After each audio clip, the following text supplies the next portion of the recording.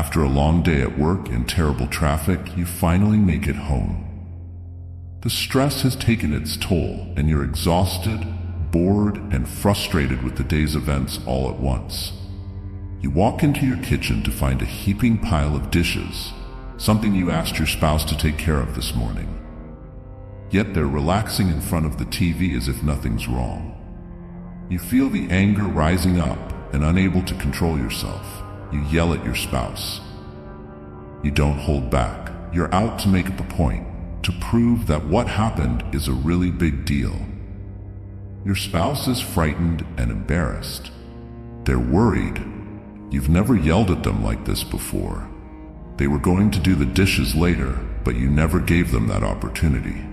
The day's been long for them too, yet you didn't care.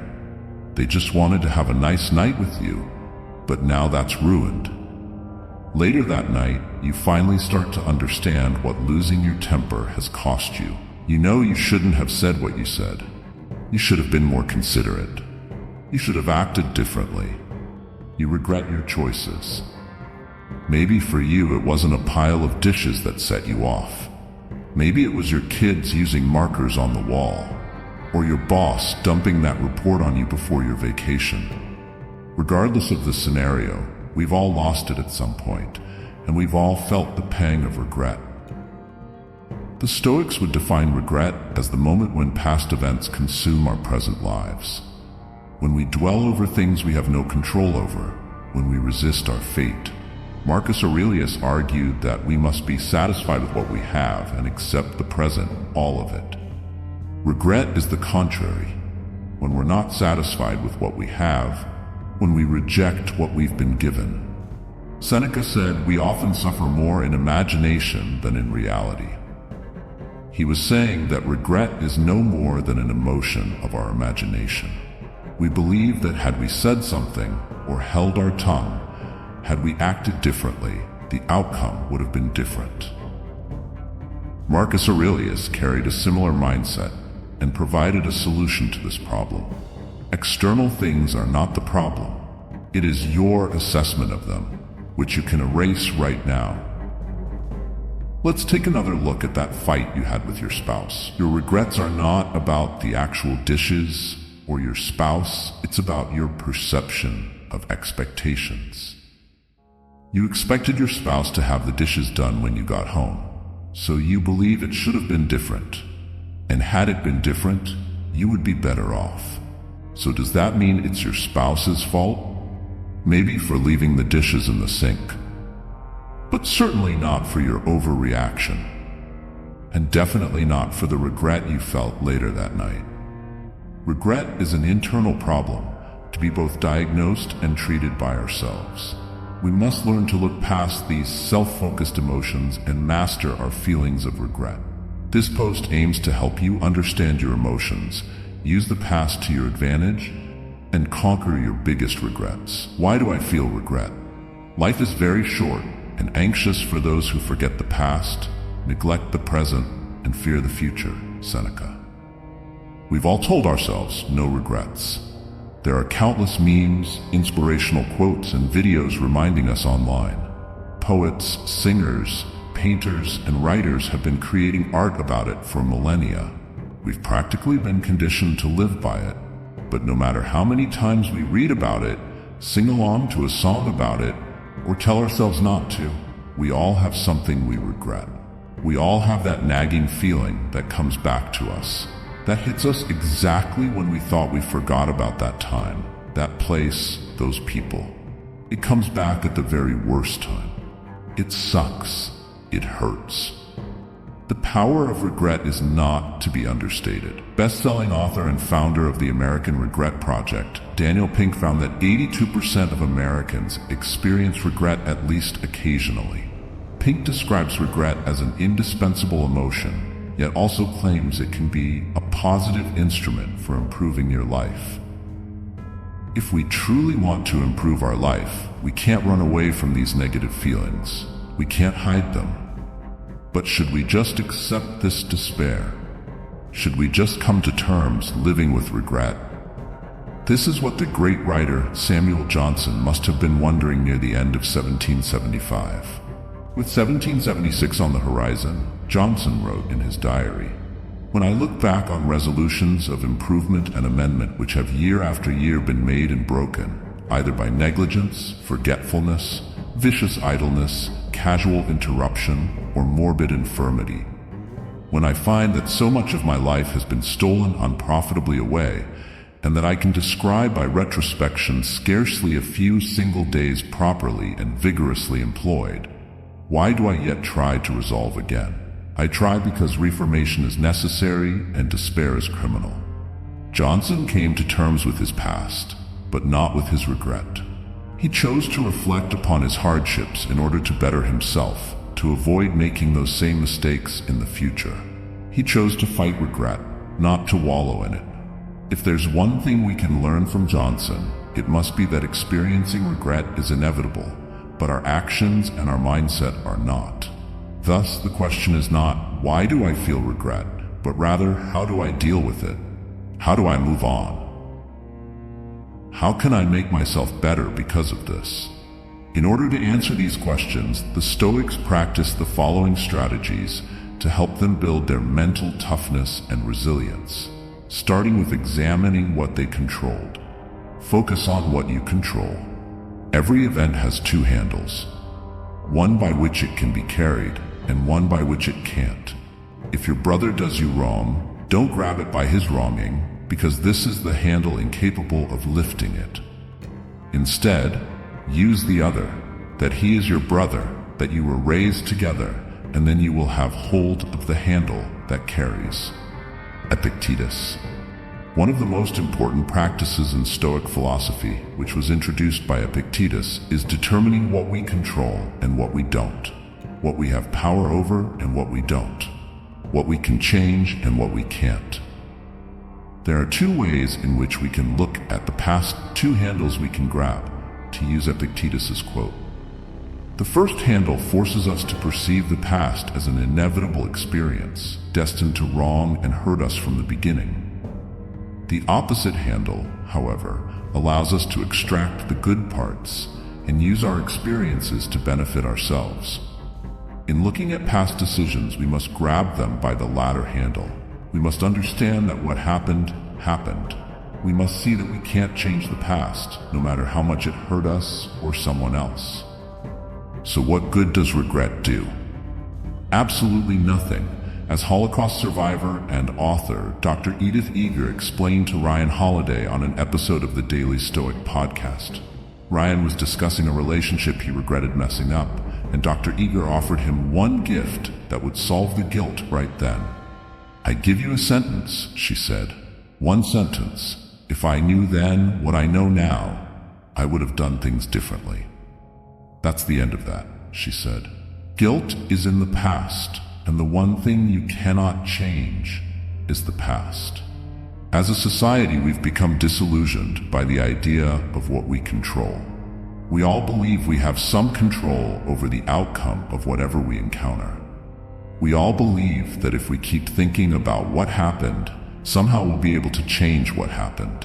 Yet, we must come to terms with the fact that some things simply can't be changed.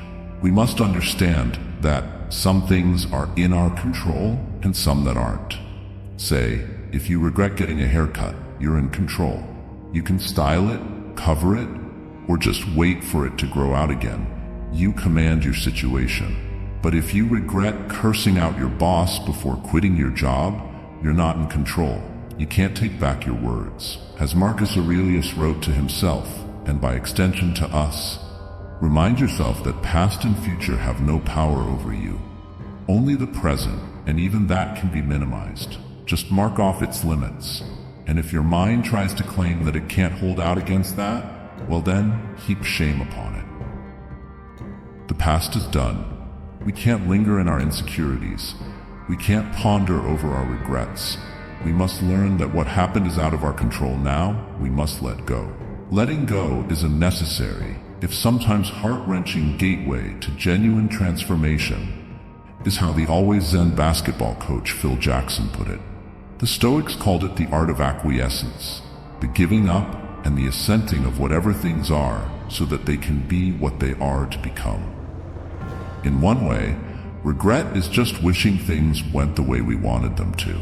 But by letting things become what they must, we are less likely to regret what we've done. In accepting that some things are simply out of our control, we are less likely to wish for a different outcome. The past is something we can't control anymore. We can't change what we said, what we did, or how we felt. We can, however, control the present. We control how we grow from our experiences. We control how we respond to adversity. We control how we can use our regret to our advantage. We control how we act right now. We must. To learn more on this topic, check out You Control How You Play, where Ryan speaks to the Cleveland Browns about the importance of perspective, staying motivated, and knowing what they control. Love your fate. Marcus Aurelius once said, "A blazing fire makes flame and brightness out of everything that is thrown into it." After we sort out what we control, we must find how to respond. Regardless if we control what's happening or not, we must determine how we handle ourselves. We must determine how we overcome obstacles. We must determine how to move forward. In the first book of his Discourses, Epictetus envisions himself being executed by Roman guards, his life out of his control. In a display of tranquility and wisdom, he lays out his thoughts. "I must die, but must I die bawling? I must be put in chains, but moaning and groaning too? I must be exiled, but is there anything to keep me from going with a smile, calm and self-composed?" Though the term was first coined by German philosopher Friedrich Nietzsche, the practice of amor fati, loving your fate, dates back to Epictetus and the Stoics. Often by means of reflection and meditation, the Stoics would use this practice to settle past trauma and help them achieve a greater sense of inner peace. "The fates guide the person who accepts them," Cleanthes said, "and hinder the person who resists them." Amor fati is more than just understanding what happens to us. It's understanding that our perception doesn't always have to be negative. It's understanding that accepting the present circumstances will make us better. It's understanding that we must be grateful for the cloudy weather sometimes, and that there's always a way through the storm. We all face hardships. We all get stuck in traffic. We all deal with slow Wi-Fi or bad cell service right when we need to send that important message. As rational people, we tend to think that these hardships were made specifically for us, that the world is out to get us, that we can't win. But this couldn't be farther from the truth. Everybody goes through obstacles. Everybody gets tripped up sometimes. As we talked about in the first section, we can't control some things in life. And these hardships, no matter how hard we try, will always be out of our control. When we accept what happens to us, after understanding that certain things, particularly bad things, are outside our control, we are left with this: loving whatever happens to us and facing it with unfailing cheerfulness and strength. As best-selling author Robert Greene, 48 Laws of Power Mastery, put it, we need to accept the fact that all events occur for a reason, and that it is within your capacity to see this reason as positive. Marcus Aurelius portrays this concept perfectly in Meditations through the image of an artisan's shop. "There are thorns on the path, then keep away. Enough said. Why ponder the existence of nuisance?" Such thinking would make you a laughingstock to the true student of nature, just as a carpenter or cobbler would laugh if you pointed out the sawdust and chips on the floors of their shops. Yet while those shopkeepers have dustbins for disposal, nature has no need of them. Why get tripped up by the thorns? Why ponder over the sawdust on your floor? It's simply part of nature. As long as you have the capability to see them, you have the capability to move past them. In practicing amor fati, we're also less likely to have regrets in the future. By embracing the challenges that lay ahead of us, we're less likely to regret the decisions we make to conquer them, regardless of the outcome. We're able to tackle the future with confidence, conviction, courage, and so much more. Amor fati is more than just a mindset. It's a way of life. Incorporating amor fati into your life will take time, effort, and sacrifices that probably won't feel comfortable. But we must.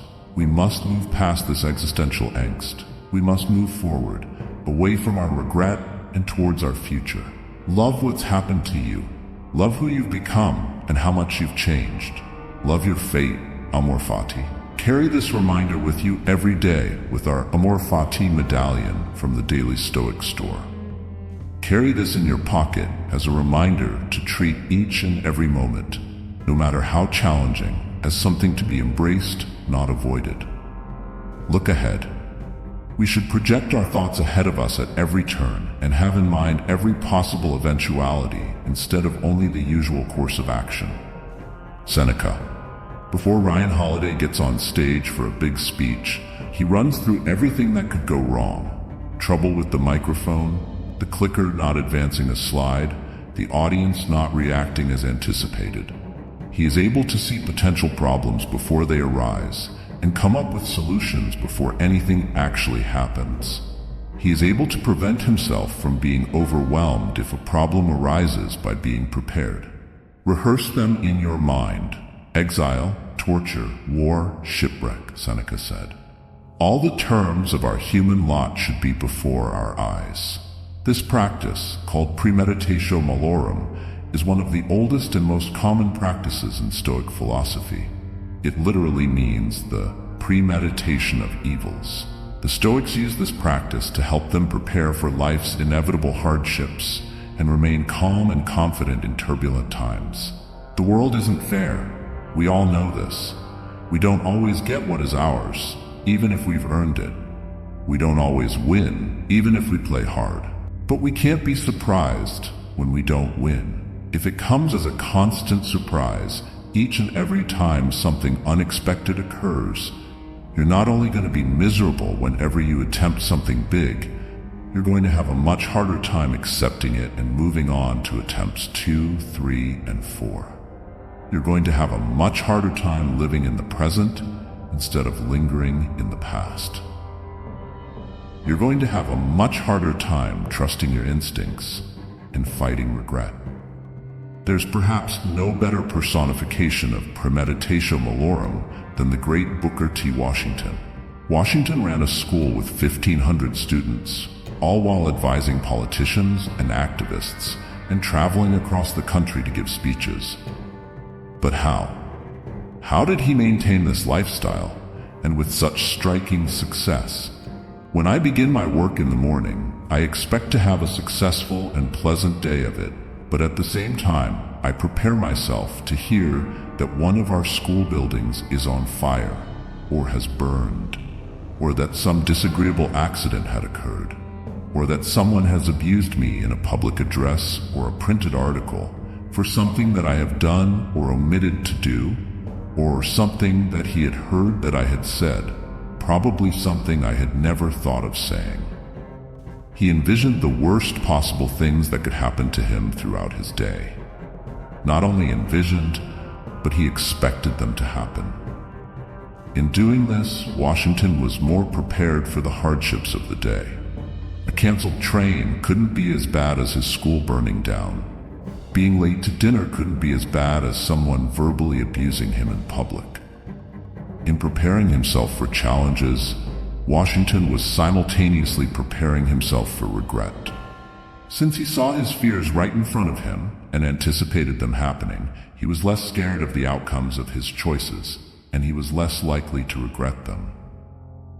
In the same manner, Epictetus used this to help him foresee all of the dangers that came with a seemingly easy decision: bathing. If you are going to bathe, represent to yourself the incidents usual in the bath. Some persons pouring out, others pushing in, others scolding, others pilfering. For thus, if any impediment arises in bathing, you will be able to say, "It was not only to bathe that I desired, but to keep my will in harmony with nature. And I shall not keep it thus if I am out of humor at things that happen." Practicing premeditatio malorum allows us to be more prepared for life's inevitable setbacks. Though it may be hard to admit, everything will not go our way. We might not get that job that we want. We might not win that game, but we will be ready for any obstacles that cross our path. We'll know that we made the right decision, and we won't regret our choices. Thank you for watching. If you found value in this video, don't forget to like, subscribe, and hit the notification bell for more Stoic wisdom and personal growth tips.